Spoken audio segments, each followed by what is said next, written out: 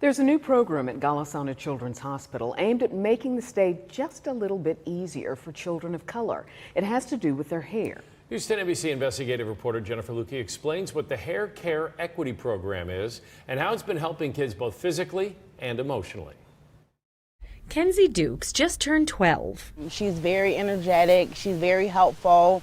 But she has a very serious eye injury that often requires extended stays at Golisano Children's Hospital. Kenzie has really coily, curly hair, so if it's not managed, it's really hard to detangle. Her mom and aunt were doing the best they could, lugging in products and combs from home. How am I doing? Until recently, when a nurse offered a variety of hair care products specifically tailored to diverse hair types. For African Americans, our hair means a lot to us, and we're already self-conscious because some of us don't have the hair texture that we want, and we do all these things to it so that we can get the texture that we want or the look that we want. And it's like, wow, if I felt this way, whoever would have thought the hospital would have felt the same in introducing these things and bringing them to us. Kenzie was thrilled.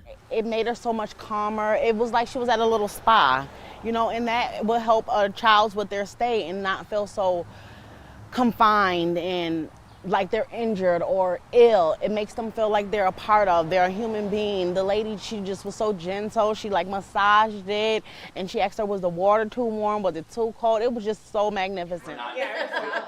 These are the nurses who started the Hair Equity Program at Golisano. Our nurses, including ourselves, found ourselves going out and purchasing hair products. So if you know anything about 4C hair, it needs a lot of moisture, and those products aren't cheap. So now the hospital collaborates with primarily Black and women-owned businesses to buy the products, bonnets, and silk pillowcases. Nurses and patient techs have been trained on how to properly use them, and so far, about 250 Black and brown children have been served. We also take care of a lot of patients who have to have glue and leads put in their hair, and so we're able now to provide products to help remove that glue from the monitoring devices without causing further hair damage.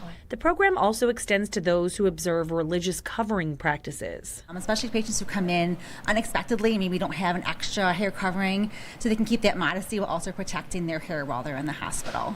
It's a step beyond the physical care that Kenzie and her family are grateful for.